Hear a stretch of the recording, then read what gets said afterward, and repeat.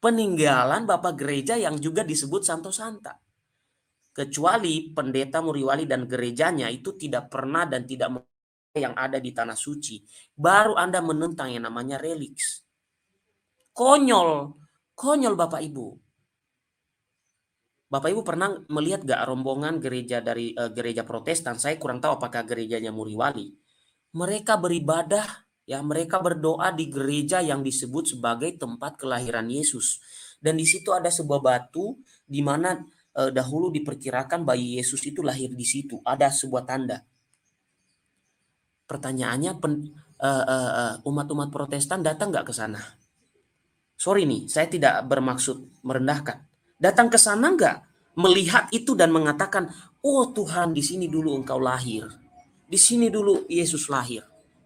Mengapa Anda percaya itu? Bukankah itu berhala? Itu kan reliks.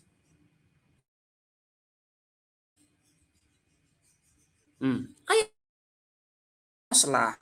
Aduh, inilah kenapa juga Muriwali ketika berdebat dengan Valen, respons to misionari itu kelabakan. Karena apa? Ini pikirannya nggak luas Bapak Ibu. Kecuali kelompoknya Muriwali tidak mengakui tentang tanah suci. Baru saya percaya Anda menentang reliks. Nah, Bapak Ibu, apa yang tertinggal di Yerusalem sekarang, makanya banyaknya gereja Katolik dan Ortodoks. Nggak ada gereja Protestan di Yerusalem. Kalau ada mungkin komunitas aja.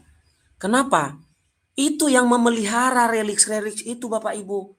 Peninggalan-peninggalan para rasul, peninggalan Yesus yang memelihara gereja Katolik, Ortodoks dan gereja Katolik, gereja Ortodoks dan ada beberapa gereja-gereja lokal lainnya. Itu yang memelihara. Coba Anda bayangkan kalau yang ada sekarang ini gerejanya Muriwali. Sudah dihancurkan kali semua itu peninggalan. Karena itu penyembahan berhala kata dia. Itu reliks itu harus dihancurkan semua. Bapak Ibu Saudara-saudari, ini otak yang konyol pemikirannya. Berarti seharusnya Anda hancurkan itu semua peninggalan di Yerusalem itu. Itu semua reliks. Semua reliks Bapak Ibu. Lalu, ini heboh-heboh juga. Mereka pergi ke Gunung Sinai, ya kan? Mereka tur ke Gunung Sinai. Oh, di sini dulu Musa, bahkan Bapak Ibu, nah di channel salah satu Romo, saya tonton ya, ada reliks bagaimana Musa mendirikan patung ular di padang gurun. Kalau nanti sempat saya tunjukkan Bapak Ibu dari Romo Alphonse Laia, ya seorang pastor dari Keuskupan Sibolga, dia pernah membuat video ketika dia berkunjung ke Yerusalem. Mohon maaf Romo kalau saya nanti ambil itu ya. Jadi ada reliksnya Bapak Ibu. Ada reliksnya. Peninggalan di situ. Jadi kalau orang datang ke situ bisa melihat reliknya. Pertanyaannya kepada pendeta Muriwali. Kapan kalian menghancurkan semua yang ada di Yerusalem di tanah suci, Pak? Itu kan semua reliks, Pak. Jadi tolonglah berpikiran itu yang luas lah. Jangan konyol-konyol beginilah. Melindungi umat dengan cara menyampaikan pikiran yang dangkal. Anda mengatakan penyembahan berhala dengan menyimpan-nyimpan itu. Sekarang saya tanya Anda, apa bedanya Anda menyimpan bendera merah putih di lemari Anda, lalu baru Anda gunakan ketika 17 Agustus? Atau apa gunanya bendera merah putih itu dinaikkan di gedung-gedung pemerintahan? Dan sangat dijaga, tidak boleh disobek-sobek Bapak Ibu. Kalau ada yang berani menyobek-nyobek bendera merah putih di depan bangsa Indonesia, pasti orang itu ditangkap.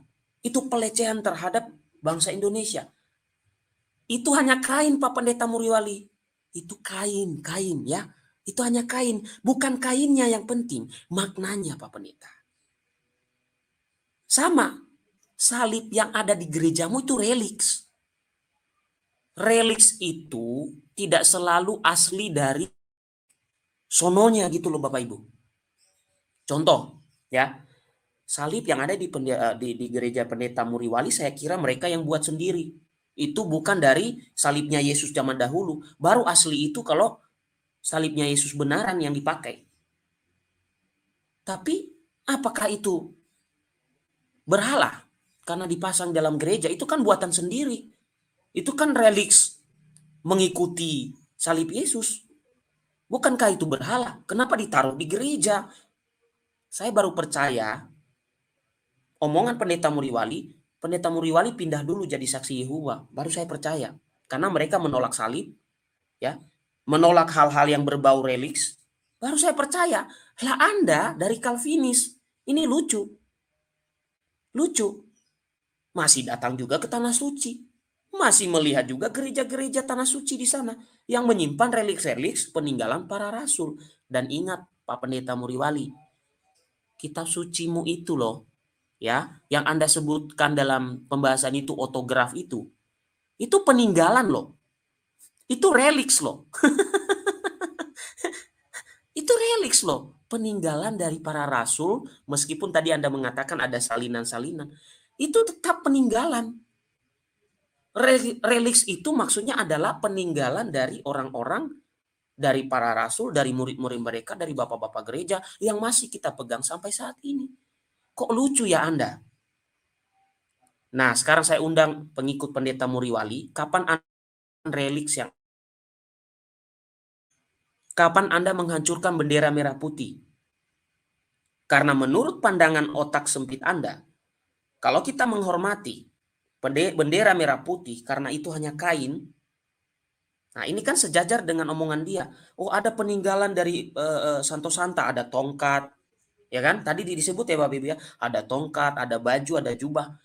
Oh, itu ngapain itu dipelihara ataupun dijaga? Kalau masuk ke dalam tradisi kehidupan kita di Nusantara, Bapak Ibu, ada yang namanya peninggalan leluhur kita. Dalam konteks ini bukan berarti kita menjadikan berhala. Contoh ya, di daerah saudara kita Jawa, ada peninggalan itu keris. Apakah kemudian ketika mereka sudah menjadi Kristiani lalu mereka melakukan seperti yang dulu dilakukan, maksudnya mungkin dulu ada yang mempercayai kekuatan keris itu. Tapi setelah mereka menjadi pengikut Kristus tetap ada peninggalan leluhur itu. Tetap ada, tapi tidak diperlakukan seperti pemahaman leluhur dahulu. Sama juga di daerah saya misalnya. Ada peninggalan leluhur ya semacam dulu Bapak Ibu ya di zaman apa namanya, ya mungkin orang tua ya, orang tua kita itu ya. Kalau di rumah itu kan ada peninggalan-peninggalan leluhur itu dipajang gitu ya. Bahkan misalnya apa namanya itu sangat bukan disembah, bukan, tapi itu sangat dijaga karena ini adalah semacam apa ya Bapak Ibu ya, benda berharga gitu loh, peninggalan sang leluhur gitu kira-kira. Benda berharga peninggalan sang leluhur iman kita. Salah satunya benda berharga peninggalan sang leluhur iman kita juga adalah salib yang sampai saat ini masih kita punya atau bahkan kita punya tiruannya, kira-kira begitu. Dari situ saja saya sudah geleng-geleng kepala dengan pemahaman pendeta satu ini. Jadi kapan kalian semua menghancurkan apa yang ada di Yerusalem? Di sana banyak reliks. Oke. Supaya oke ya Bapak Ibu ya, saya cari tadi ya video dari Romo Alphonse itu ya. Apa pastor Kampung Tup ya Bapak Ibu. Beliau kan pernah ke sana, lalu dia pernah apa namanya, membuat video pendek. Dia menunjukkan reliks bagaimana Musa meninggikan ular yang masih ada sampai sekarang kalau orang berkunjung ke sana. Saya coba cari ya Bapak Ibu ya. Ini supaya memberi kita ini aja supaya yang saya omongkan itu tidak dikatakan kamu itu asal ngomong aja gitu kira-kira ya Bapak Ibu.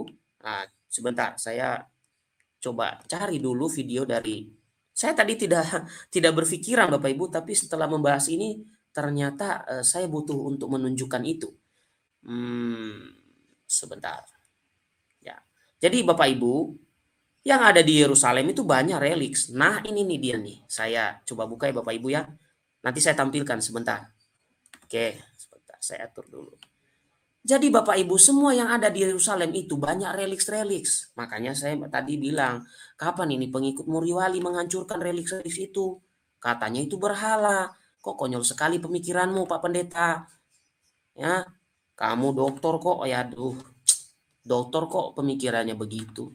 Ini Bapak Ibu ya, saya tunjukkan dulu. Mohon maaf ya Pastor, saya ambil dulu ini untuk memberi bukti kepada mereka semua, ya, kepada pengikut Muriwali, kepada orang Katolik yang ada di sini. Ini reliks itu yang saya maksud, ya. Reliks bagaimana Musa mendirikan, ya, ular di padang gurun ini, ya.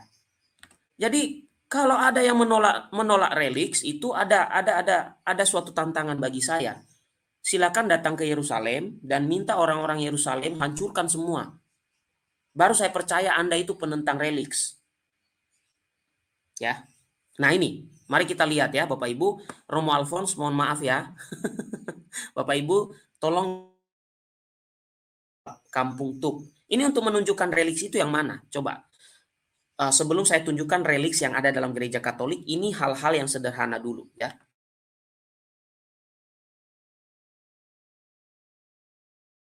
Di belakang gereja Gunung Nebo, di belakang saya ini ada replika ular tedung.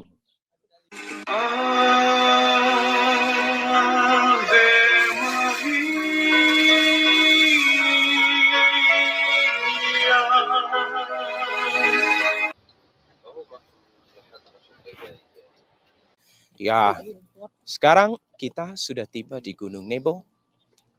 Gunung Nebo. Tempat di mana Musa melihat tanah perjanjian. Menurut kisah kitab suci, di tempat inilah dia meninggal dan bangsa Israel selanjutnya dituntun oleh Yosua.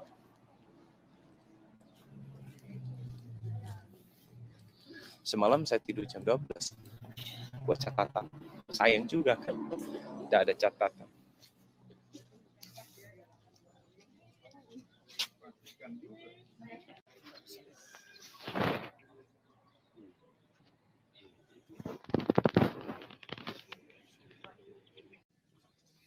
Hari ini adalah hari terakhir peziarahan kita di Tanah Suci dan sekitarnya. Sekarang saya ada di Gunung Nebo. Gunung Nebo berada di Yordania, di kota Madaba.